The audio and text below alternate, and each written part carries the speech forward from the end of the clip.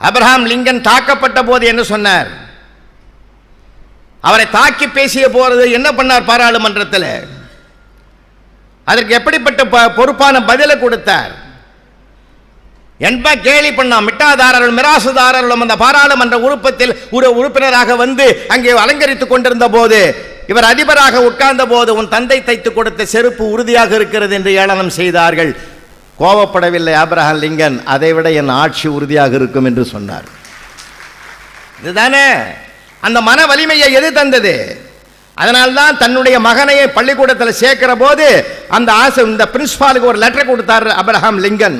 இது வரலாறு. என்ன கொடுத்தாரு தெரியுமா? என்னுடைய பிள்ளைக்கு தோற்கவும் கற்றுக் கொடுங்கள், தோல்வியின் வலி அவனுக்கு தெரிந்தால்தான் வெற்றியின் பெருமை அவனுக்கு புரியும் என்று சொன்னார். தென்கட்சி சுவாமிநாதன் அவர்கள் ரொம்ப அற்புதமான மனிதர். திருவொற்றியூர் கார்பரண்டத்தில் போய் நானும் அவரும் பேசிட்டு வெளியில் வரோம். அந்த எம்டி வந்து எங்களுக்கு கவர் கொடுக்குறாரு. எனக்கு ஒரு கவரை கொடுத்தார், நான் வாங்கிக்கிட்டேன். நீ வாங்கிக்கப்பான்னார்.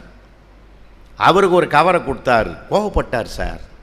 நான் கேட்டேன், உடனே இதை வாங்க மாட்டேன் தானே முதல்ல சொன்னேன். இந்த முகவரிக்கு நீ இந்த அரிப்பிடு இந்த பணத்தை அப்படின்னார். நான் கூடவே இருக்கிறேன், ஆவுடைய பொண்ணு கூட இருக்கிறார், 2 பேர் தான். இந்த முகவரிக்கு இந்த பணத்தை அனுப்பிடுன்னார். ஒரு பையன், ஏழை பையனுக்கு கொடுத்துட்டார். வெளியில் வந்தார். சார் நான் சும்மா இருக்க மாட்டேனே. ஏங்கய்யா அந்த ஆள் அனுப்புகிறான்னு தெரியுமா உங்களுக்கு? அனுப்பாத வச்சுக்கிறான்னு தெரியுமான்னு. அது ஏன் சந்தேக புத்தி. அதுக்கு அவர் சொன்ன பதில் என்ன தெரியுங்களா? நாமளாக இருந்தால் யோசிப்போம், ஆமாம் எதுக்கும் போய் கவரை வாங்கின்னு வந்துடுவோன்னு. ஆனால் அவர் என்ன தெரியுமா சொன்னார்? அனுப்புனா அவன் மனுஷன், அனுப்பலைன்னா இவன் ஏழை. பக்குவப்பட்ட மனிதனுக்கு தான் சார் இந்த வார்த்தை வரும். சாதாரணமாக வந்துருமா? வரவே வராதுங்க. எவ்வளோ பெரிய சிகரத்தை தொட்டமா மனிதர் சார். மடிப்பாக்கத்தில் பஸ் ஸ்டாண்டுக்கு பக்கத்தில் அவருடைய வீடு. காலையில் 7 மணிக்கு, அப்போல்லாம் ஆல் இண்டியா ரேடியோவில் வேலை செய்கிறார். காலையில் 7 மணிக்கு ஃபோனும் கிடையாது, ஒன்றும் கிடையாது. அவர் ரொம்ப எளிமையாக வாழ்ந்தவர். வீட்டுக்குள்ளே போய் 7 மணிக்கு பார்த்துட்டேன், பேசிகிட்டே இருந்தால், தம்பி நம்ம வேலைக்கு போகிறதுக்கு நேரமாக போச்சுப்பா, பஸ்ஸு ரயில் தயாராக இருக்கும்பா, அதை விட்டாக்க நேரம் ஆகிடும்னு சொல்லி வான்னு சொல்லிட்டு 2 பேரும் பஸ் ஸ்டாண்டுக்கு வராங்க.